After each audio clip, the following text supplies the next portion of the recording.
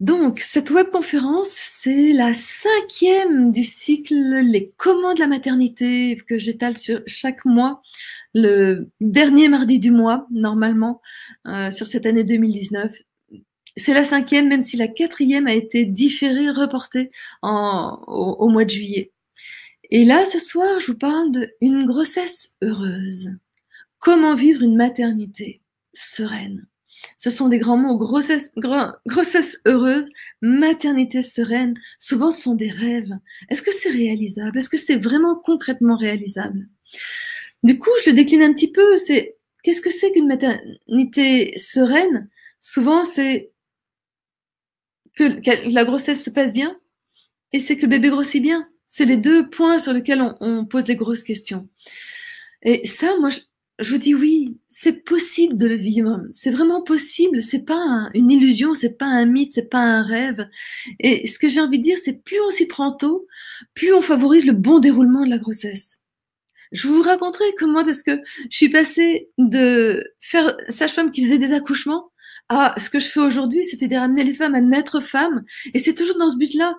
Plus elles sont proches d'elles-mêmes, plus elles auront confiance en elles, et plus ça sera simple de mettre au monde leur enfant, et plus ça sera simple de s'adapter à la grossesse.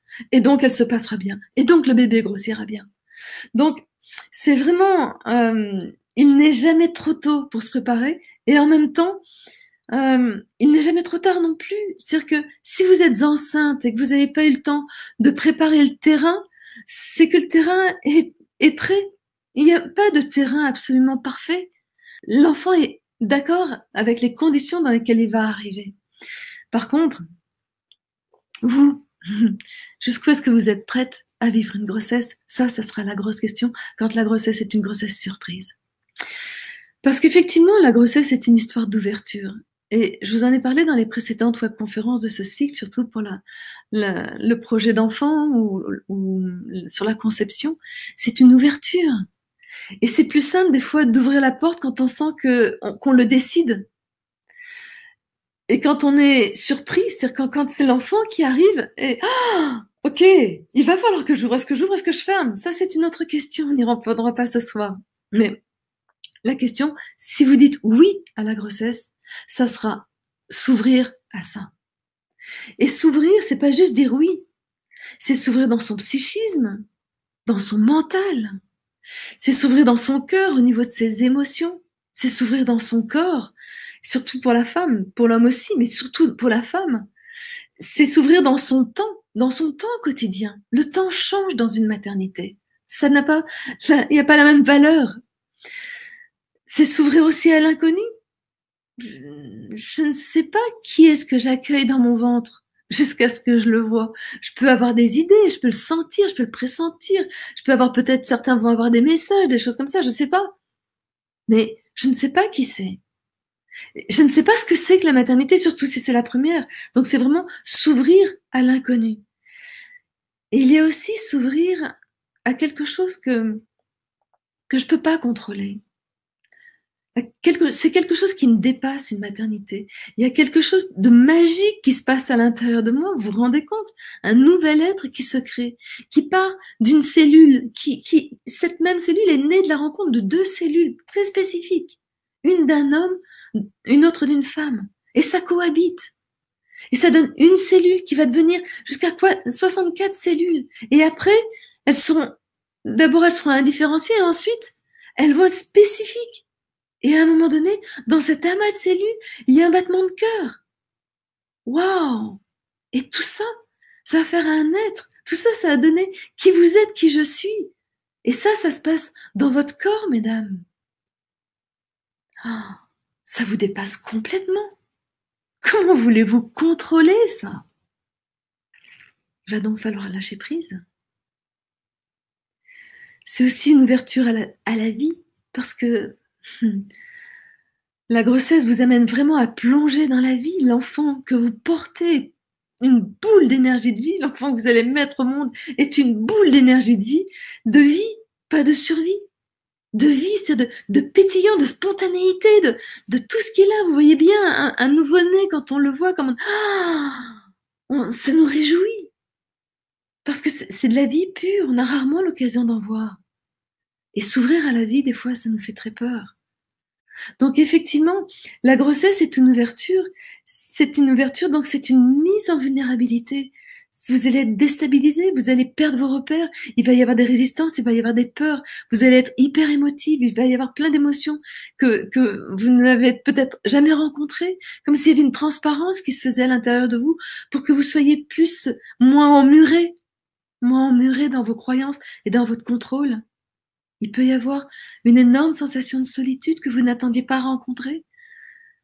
Même si vous êtes entouré, vous êtes seul à vivre ce que vous vivez. Et vous êtes seul à pouvoir trouver votre chemin. Vous êtes seul à pouvoir trouver votre solution. Même si plein de gens vous entourent, plein de gens bien intentionnés, plein de gens qui vous donnent des belles informations, dont moi. Mais vous êtes seul sur votre chemin. Et ça va vous demander une énorme adaptabilité. Énorme adaptabilité. Pour ça, déjà, le plus important, ça va être de trouver un port d'attache. C'est pour moi, j'aime bien dire que la grossesse et surtout l'accouchement, c'est un voyage en mer. Écrivez mère comme vous voulez. Vous allez apprivoiser ce que c'est d'être mère et d'aller au large et des fois de ne pas avoir pied, d'être dans la houle et dans la tempête et d'être complètement submergé. Donc le fait d'avoir un port d'attache dans lequel vous puissiez revenir pour vous abandonner et récupérer, c'est primordial. Ce port d'attache, ça peut être une personne ou plusieurs personnes, ça peut être votre compagnon, ça peut être ou pas votre mère, une sœur, une amie, une sage-femme, une doula. Voilà, ça peut être une autre femme, ça peut être un homme, ça peut être, je ne sais pas, mais quelqu'un avec qui vous sentez que vous pouvez vous laisser aller contre, vous laisser porter, et que c'est quelqu'un qui peut vous accueillir. Ça peut être un lieu ressource, ça peut être votre chambre, ça peut être votre fauteuil avec votre doudou, avec, il peut y avoir des petits objets, il peut y avoir une peluche, il peut y avoir une musique, il peut y avoir des images, il peut y avoir des choses comme ça, qui vous sentez que, ça peut être aussi dans la nature, un arbre, un paysage, je sais pas, des espaces où vous sentez que vous pouvez retrouver un père ou un repère. Il va falloir aussi renforcer votre ancrage. Renforcer votre ancrage, ça veut dire avoir confiance en vous. Waouh! Avoir confiance en la vie. Waouh! Oui, je vois tout de suite les questions. Oui, mais comment on fait? Je vous expliquerai dans la webconférence, dans ce qui va suivre. Mais cet ancrage, cette confiance en vous, c'est déjà en ayant conscience de votre valeur, et ça, vous l'aurez quand vous aurez vraiment regardé tout ce que vous avez vécu dans votre vie. C'est d'une valeur inestimable pour vous. Et il y a tout ce dont vous avez besoin pour vivre cette grossesse. Donc, vous partez avec un bagage, mais énorme. Et ça sera aussi parce que vous allez aller à la rencontre de votre corps. Vous allez aller à la rencontre pour pouvoir l'écouter, pour pouvoir être dans votre corps et vous laisser guider. Et ça sera au moyen de votre respiration, peut-être de la détente, de la méditation, de la marche, je sais pas, c'est vous qui trouverez les moyens. Et puis vous avez besoin d'un guide. Mais ça, c'est ça qui est génial dans la maternité. C'est que ce guide que vous avez peut-être cherché partout sur la planète, ce guide, il est à l'intérieur de vous. C'est votre bébé. Votre bébé, c'est votre plus fabuleux guide. Et il vous guide via son énergie de vie. Il y a le fait qu'il vous parle, et on verra comment vous pouvez dialoguer avec lui. Et c'est aussi via son placenta. Et on passera du temps ce soir avec le placenta. Le placenta, c'est cet illustre inconnu. Il est abandonné sur la berge de la maternité. Pourtant, c'est le principal acteur de la grossesse. Si le placenta ne va pas bien, la grossesse ne va pas bien, le bébé ne grossit pas bien. Tout est déterminé par le placenta. C'est un fabuleux organe qui permet que la grossesse se passe bien ou non. Et je prendrai vraiment le temps, c'est quelque chose qui me passionne, donc on plongera pour que vous compreniez mieux ce que c'est que ce fabuleux élément et ce fabuleux acteur de la grossesse. Et puis ensuite, j'ai choisi de vous donner 10 éléments de base pour vivre une grossesse sereine. Alors bien sûr, je vous les détaillerai, mais là, je vous les donne comme ça. Déjà, c'est ce que je disais au tout début, dire oui à l'état de grossesse. Donc à la perte de repères, tant physique que psychologique, que émotionnel, que dans votre rapport avec l'extérieur, tous vos repères. Dites oui à ça. Lâchez le contrôle. Et lâcher le contrôle, ça veut dire vous mettre en explorateur. Haha, vous mettre en explorateur. Allez chercher votre explorateur pour être curieuse de cette maternité. Accueillir vos émotions sans chercher à... Souvent, on me dit, mais je voudrais pas que mon bébé ressente ma colère, ma tristesse. Papa, papa, papa, papa, papa. Vous ne pouvez rien cacher à votre bébé. Accueillez-vous avec ces émotions-là. Et puis, simplifiez-vous la vie. Soyez à votre écoute pour pouvoir vous adapter. Vous êtes seul à savoir ce qui est adapté ou non pour vous. Que ce soit dans quelque chose à manger, quelque chose à faire, que ce soit votre rythme, que ce soit tout ça, vous êtes la seule à savoir. Parce que votre grossesse est unique et c'est la vôtre. Moi, je peux vous donner des conseils globaux, mais ce qui est adapté pour vous, je ne sais pas, c'est vous qui le savez. Être à l'écoute de votre bébé, vous êtes la seule à être 24 heures sur 24 avec lui.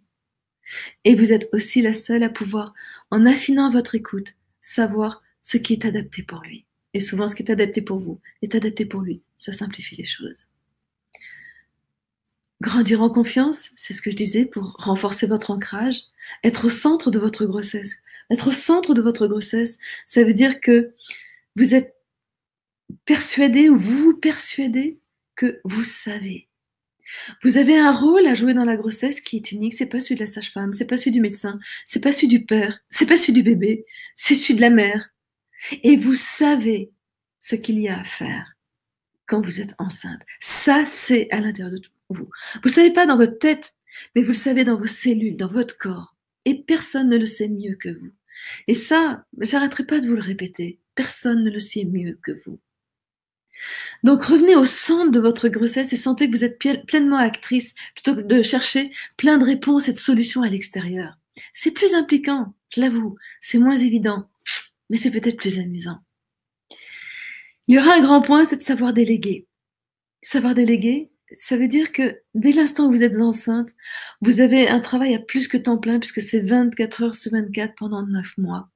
Et vous êtes la seule à pouvoir le faire. Contribuer à la création de ce nouvel être. Tout ce que vous faites d'autre, tout ce que vous faites d'autre peut être délégué. Sur tous les autres plans, vous n'êtes pas indispensable. Là, si vous le souhaitez, vous êtes indispensable. L'autre point, c'est d'être enceinte. D'être enceinte dans chacun de vos gestes de votre quotidien, dans chaque instant de votre quotidien, dans le maximum d'instants de votre quotidien. Et ça va changer beaucoup de choses. Parce que vous avez l'impression que plutôt que de courir dans votre travail avec les aînés, avec plein de choses, et que vous n'avez pas de temps à consacrer à votre grossesse, vous allez vous rendre compte que tout ça, vous le faites en étant enceinte. Donc vous n'avez pas à réserver un temps exprès à votre grossesse. Vous êtes dedans. Et le dernier point, c'est sécréter de l'ocytocine. L'ocytocine, l'hormone de l'amour, l'hormone du bonheur, qui permet de faire grossir le bébé, qui permet de vous détendre, qui permet vraiment de tout préparer, d'amener de l'euphorie et de la joie dans tout cela. Ça, ce sont mes 10 points qu'on va détailler, et effectivement. On ira plus loin à la prochaine webconférence, qui est le dernier mardi de juin, qui va porter sur comment est-ce que la grossesse prépare à l'accouchement. Donc on ira plus loin, bien au-delà de tous ces détails-là. La grossesse, c'est une période que j'ai toujours trouvée fabuleuse et extrêmement précieuse pour la femme. Pour moi, elle lui ouvre une voie royale, une voie unique qu'elle rencontre 1 fois, 2 fois, 3 fois, 4 fois dans sa vie. Peut-être 10, allez, 20, mais c'est une voie royale qui la conduit à elle-même. La grossesse vous rapproche de vous-même, à ce que vous êtes en réalité. Elle vous offre la possibilité de vous simplifier, d'être plus simple avec vous, et donc de vous simplifier la vie. La grosse difficulté, c'est que, est-ce que vous saurez saisir cette occasion rêvée? Est-ce que c'est pas trop compliqué que ce soit simple? Voilà, c'est tout ce que j'ai envie de vous raconter ce soir.